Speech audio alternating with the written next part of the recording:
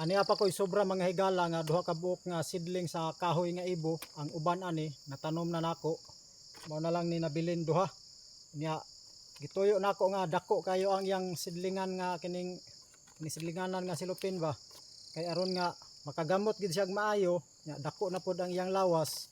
Pagtanom, sure ball gid siya nga mo turok. Kay ang panahon man go dili na to matansa kung muulan ba siya or mo straight init. Yung inani nga dako na siya, sure ball na gid siya nga moturok. Duha ni kabuok ang nabilin.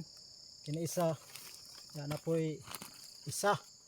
Mao ni akong itanom diri Kay kini man gud nga area nang sapa-sapa nya sa sigig baha, kusog ulan sigig baha, mga kankan ang yuta. Mao na nga akong itanom diri sa kilid.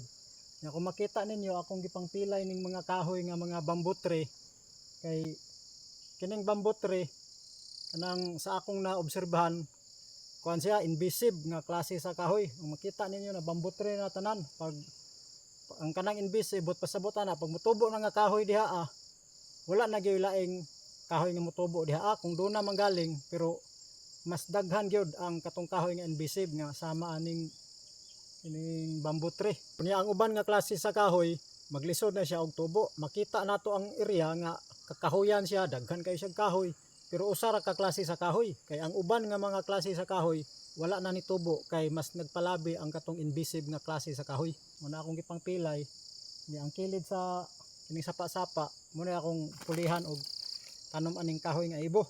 Kay kini gyud ang kahoy nga ibo mao gid ni siya ang native nga kahoy diring lugara.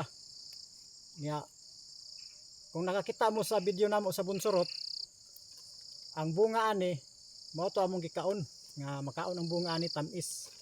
Violet ang ihang panit. Nya makaon po ni siya sa mga langgam. Muni ang kinaon sa mga langgam nga kalaw, tawsi, tayantan, kabug. Kaunon po siya ang bunga niya, kaunon po sa kabug. Nya aduna po ko'y ribbon diri nga giandam para nga inigtanom akong iusok. Kay aron nga dili ko malipat, labi na medyo masagbutan na, di ko malipat kay naman siya usok. Ribbon ni sa saging. Nya ako lang gi kuhaan og duha ka buok. Kay duha naman lang ning sidling. Og naghinlo na dayon ko sa akong tamnan sa sidling. Ani apay batod sa yuta mga higala akong nakutkutan. Na may si tiil. Kuyaw man nga batod kay na may tiil.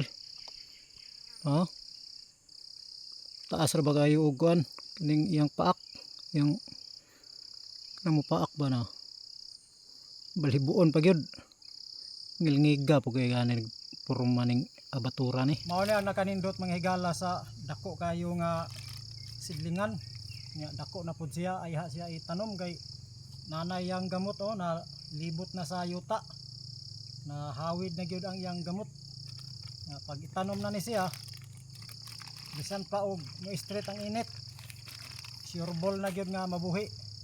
Kay dagko na iyang gamot, dako na pud iyang lawas. At na ilunod.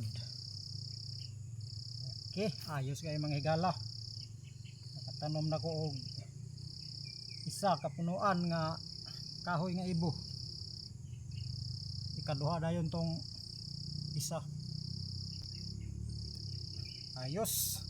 Nahuman na akong tanom ang isa, nga mao na pud ni ang ikaduha. Butangan na nako karon og ribbon.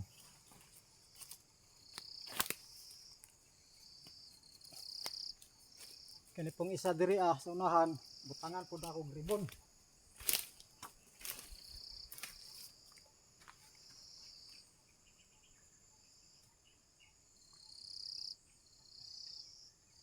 Okay, ayos. Dayon mga higala, ang distansya ani niya gikan sa una nga sidling padung dito sa ikaduhang sidling. 3 ka dupa akong gi distansya. 3 ka dupa. Para kung mudako siya, mag-abot ang ilahang kining mga sanga o dire landong kayo. Ya, ang ilahang mga gamot mag-abot sad makapugong sa pag dahili sa mga yuta kay natungod man siya sa sapa-sapa. Og diri lang usa ko taman manghigala nining akong video. Sa sunod na pod nga update kita-kita na pud ta didto. Daghang salamat sa iyong pagsubaybay.